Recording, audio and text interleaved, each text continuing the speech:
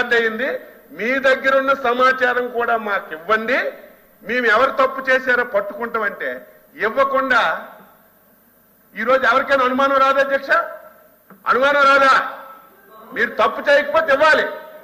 మీరు తప్పు చేయకపోతే నిజంగా ఎవరైనా కావాలని చేసుంటే మీ దగ్గర ఉన్న ఇన్ఫర్మేషన్ ఇస్తే 2 నిమిషాలు పట్టు. అదే చెప్పాను నేనేం తప్పు మాట్లాడలేదు, అదే చెప్పాను, జరిగిన సంఘటనే చెప్పాను నేను.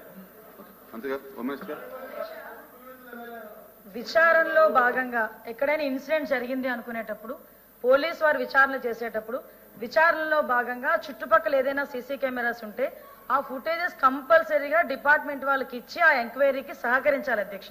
ఇది రూల్ అధ్యక్ష. అంతేగాని ఇప్పుడు మా దగ్గర జరిగింది మాకు రక్షణ ఇవ్వండి అని చెప్పి ఆ రోజు వైఎస్ఆర్సీపీ నాయకులందరూ పోలీస్ డిపార్ట్మెంట్ దగ్గరికి వెళ్ళి కంప్లైంట్ ఇచ్చారు. ఆ కంప్లైంట్ మీద మేము ఎంక్వైరీ చేస్తున్నాము, మీ దగ్గర సీసీటీవీ ఉంది కదా దాని ఫుటేజ్ ఇవ్వండి అంటే మేము ఇవ్వము అన్నారు అధ్యక్ష. కొన్ని రోజులు తర్వాతకు వచ్చేసరికి సీసీటీవీ పని చేయట్లేదు అని కూడా చెప్పారు అధ్యక్ష. నేనేమంటానంటే అధ్యక్ష, నిజంగా మీకు న్యాయం కావాలి, నిజంగా మీ నాయకుడికి రక్షణ లేదని మీరు భావిస్తే మేం జరుగుతున్న విచారణలో మీరు భాగస్వాములు అవ్వాలి, దానికి సహకరించాలి. దానికి ఇక్కడ కాదు అధ్యక్ష, ఎక్కడైనా ఏ ఇన్సిడెంట్ అయినా జరిగినప్పుడు సీన్ ఆఫ్ ఎఫెన్స్ లోకి వెళ్ళినప్పుడు first of all police department వాళ్ళు చూసేది చుట్టుపక్కల ఏమైనా కెమెరాస్ ఉన్నాయా లేదా, ఆ కెమెరాస్ లో ఏదైనా ఫుటేజ్ ఉందా లేదా, ఆ ఫుటేజ్ లో ఏమైనా దొరుకుతుందా లేదా, అది ఇమీడియట్ గా ప్రైమ్ ఆఫ్ ఎంక్వైరీలో తీసుకొని దాన్ని బట్టి వాళ్ళు ఎఫ్ఐఆర్ కూడా నోట్ చేసుకుని ఛార్జ్ షీట్ వరకు వెళ్తారు అధ్యక్ష. ఇది ప్రొసీజర్ అధ్యక్ష. దీని ఏదో డివేట్ చేసి మిమ్మల్ని ఏదో బురద చల్లడానికో మేము చేసే ప్రక్రియ కాదు. దయచేసి మీరు కూడా అర్థం చేసుకోవాలి, మీరు కూడా సహకరించాలి. నిజంగా ఆ రోజు మీరు చాలా మంది వెళ్ళి పోలీస్ కంప్లైంట్ ఇచ్చారు, ఎస్పీ కంప్లైంట్ ఇచ్చారు, ఎస్పీ డైరెక్ట్ గా ఆ రోజు ప్రెస్ మీట్ పెట్టారు.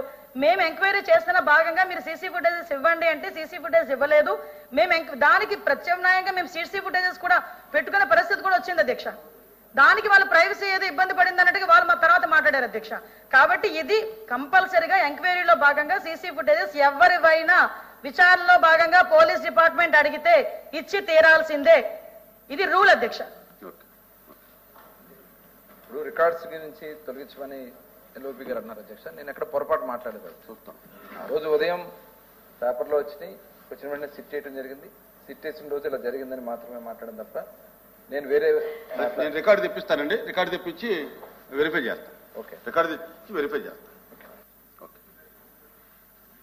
Question number 13856 minister for agriculture. A ప్రశ్నకు సమాధానం లేదండి, బి ప్రశ్నకు వర్తించదు. ఆంధ్రప్రదేశ్ రాష్ట్ర పౌర సరఫరా కార్పొరేషన్ లిమిటెడ్ మరియు ఆంధ్రప్రదేశ్ రాష్ట్ర సహకార మార్కెటింగ్ ఫెడరేషన్ లిమిటెడ్ ఆంధ్రప్రదేశ్ ప్రభుత్వం నిర్దేశించిన విధంగా ఎప్పటికప్పుడు నోటిఫైడ్ వస్తువుల కోసం ఎంఎస్పి కార్యకలాపాల్లో జోక్యం చేసుకుంటాయి. వీటిని ఏపీఎస్సిఎస్సిఎల్ మరియు ఏపీ మార్క్ఫెడ్లను నోడల్ ఏజెన్సీలుగా నియమించబడింది.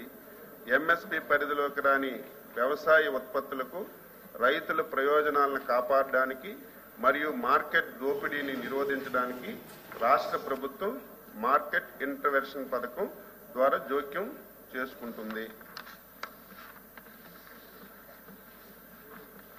వ్యక్తిగత రైతులకి పనిముట్లు యంత్రాలు సరఫరా చేశాము. కిసాన్ డ్రోన్లు గ్రామ స్థాయి వ్యవసాయ యాంత్రిక బ్యాంకులు ఏర్పాటు చేసి లబ్ధిదారుల గుర్తింపుకు పంపించాము. డి ప్రశ్నకండి సమాధానం అవునండి. 2024-25లో Uttar Pradesh Saharanpur messrs Stark agri genetics private limited ట్రక్కులు నకిలీ ఎరువులు సహారాపూర్లో విక్రయించడానికి ఉద్దేశించి తీసుకెళ్తుండగా గుంటూరులోని FHOలో ఒక క్రిమినల్ కేసు నమోదించడం అయింది. యేసరత్న గారు.